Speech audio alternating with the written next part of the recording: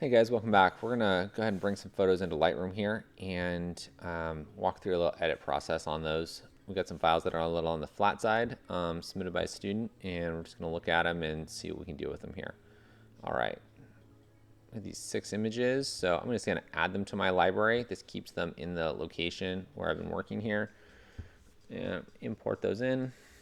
These are Nikon RAW files, and if I go up to the metadata, I can probably pull exactly the camera. So it's a D3500, 18 to 55 millimeter lens. All right, so let's go into develop. Lightroom's building me some standard previews. So these are on the flat side here. And I've got a histogram that tapers way off. And so I don't have great highlight value. If I was to print these on an inkjet printer, they're gonna come out looking really muddy and flat because I don't have a true white in there. So I'm not gonna have any base paper white coming into my photo, and that's gonna look really tough. This one is severely underexposed, but let's just see what happens here. If we bring our exposure up, I'm not gonna try to ramp it too much more than that. I'm gonna bring my whites up, and then bring my highlights up. Now I can probably even bring my shadows up just to get a little and pull some more detail. So just out of that there, I mean, I took an image that is, you know, multiple stops underexposed, and we were able to bring up that kind of detail. Now, along with that, we're gonna start generating more noise in our photo, and then we might look at the image anyway and just go, I don't wanna work with them. It just doesn't have enough depth of field. I don't have a good subject matter that's really sharp, and that's fine. Let's look at something else here. Okay, so let's take a look at this. This is nice and sharp, and let's do something similar. Let's bring our exposure up a bit, and just by doing that, we've tapered that histogram back off there. So we don't have a true highlight, which is okay. Just kind of bump right up into one would be fine. Again, it depends on how moody and what your subject matter is there.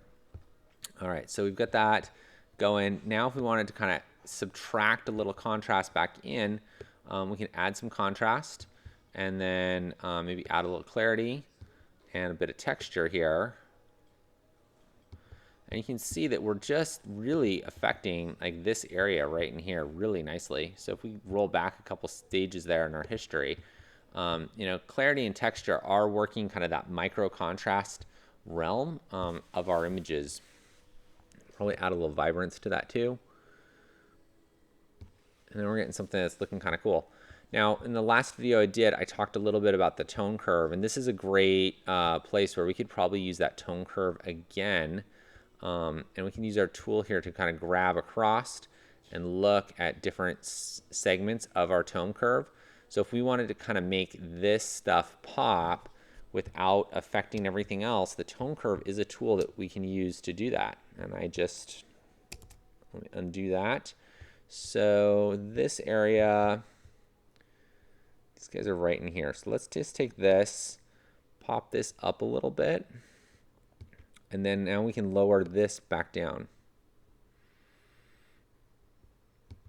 And we can very precisely kind of change where our focus is going in our image there and where we're driving the viewer's eye to look at something.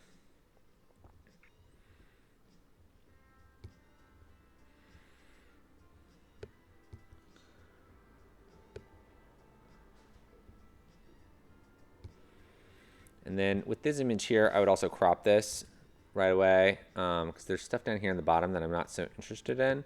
So I'm just holding down Shift to lock my crop box here.